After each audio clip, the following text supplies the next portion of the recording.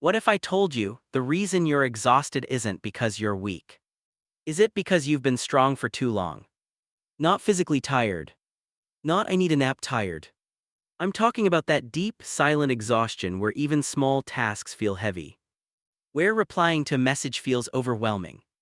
Where you wake up already drained. And here's the disturbing part.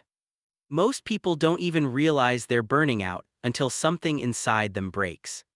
But what almost nobody talks about is why emotional burnout happens in the first place, and the psychological trap that keeps you stuck inside it. Stay with me because the real cause isn't what you think. By the end of this video, you'll understand the hidden psychological patterns silently draining your energy, and why the people who look the strongest are often the closest to collapse. Imagine this. It's Monday morning, your alarm rings. You didn't sleep well, but you pushed through. You go to work, you smile, you perform, you meet expectations. Inside, you feel numb. You tell yourself it's just stress. But weeks pass, months pass. The stress doesn't leave. You're irritable. You're detached from people you love. Things that once excited you now feel neutral. This isn't laziness. This isn't a weakness. This is emotional burnout. And here's the twist: burnout isn't just about working too much.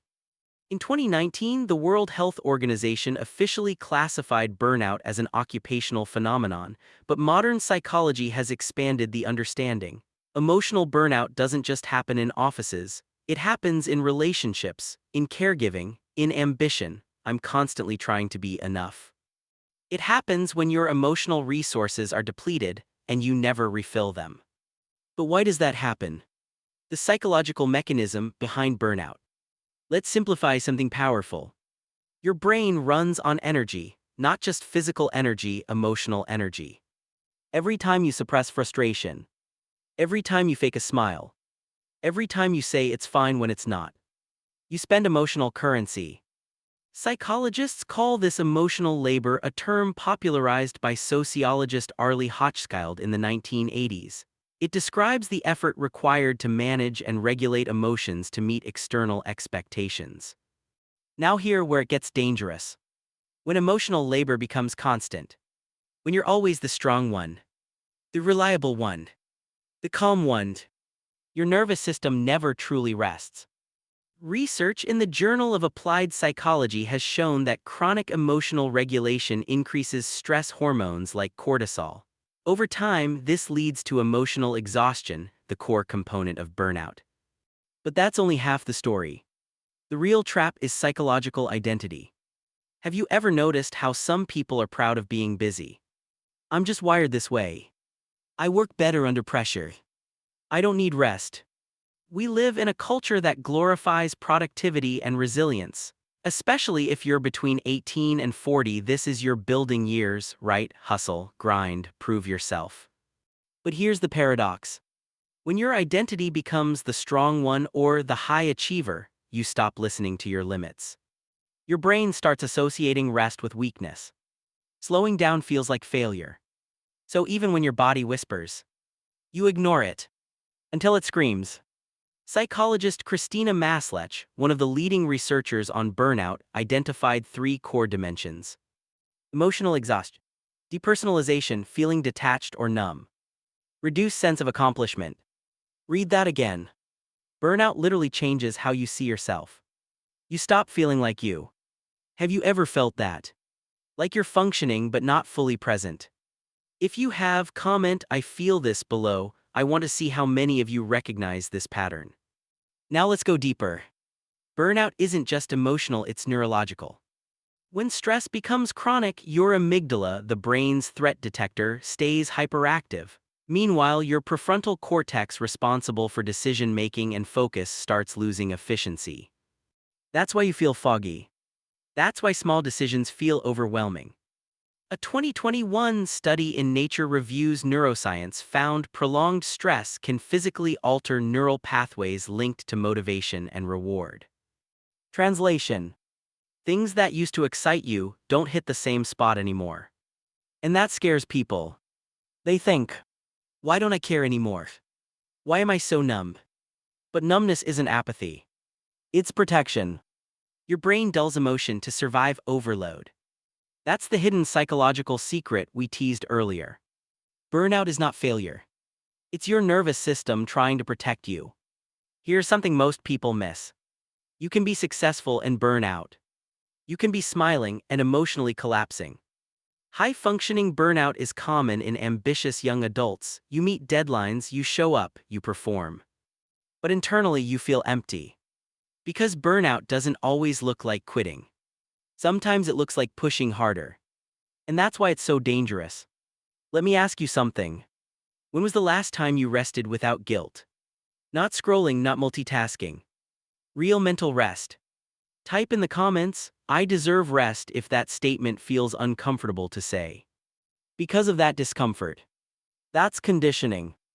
Burnout often hides a deeper belief. My worth is tied to what I produce. If you grew up praised mainly for achievement. If love felt conditional. If validation came only when you performed. Your brain learned something powerful. Work equals safety. Achievement equals approval. So you overextend. You say yes when you mean no. You take responsibility for everyone's emotions. You carry invisible weight. And slowly, you disappear inside your own effort. That's the real tragedy of burnout. It disconnects you from yourself. Now here's the part most videos won't tell you. Burnout isn't solved by a vacation. You can take a week off and return to the same psychological patterns. Real recovery requires 3 shifts. 1. Redefine strength. Strength is not endurance without limits. Strength is recognizing limits. Your nervous system needs cycles, effort, and recovery, just like muscles. 2. Separate worth from output. You are valuable even when you're resting. Even when you're unproductive. This sounds simple. But psychologically, it rewires years of conditioning. 3. Emotional honesty. Instead of suppressing feelings, acknowledge them. Research from psychologist James Gross on emotion regulation shows suppression increases physiological stress. Numbing emotions, on the other hand, reduces amygdala activity. In simple terms, when you say, "I feel overwhelmed," your brain calms down. Try it this week.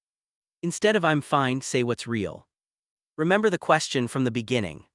Why are the strongest people often the most burned out? Because they don't give themselves permission to stop. They survive everything, they handle everything, they carry everyone.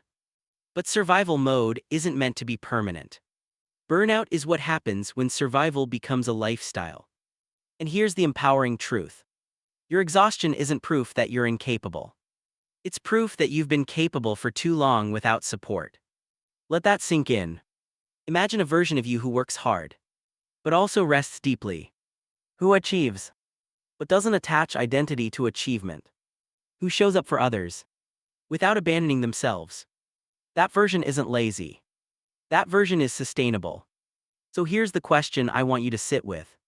If your body and mind are sending signals, are you listening? Or are you waiting for a breakdown to force you? If this video gives you clarity, like it.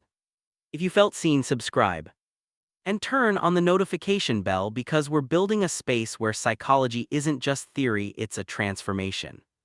And before you leave, tell me in the comments, what's one boundary you need to set this week to protect your energy? Because burnout doesn't start with collapse. It starts with ignoring yourself. And healing. Healing starts the moment you decide. You are worth protecting.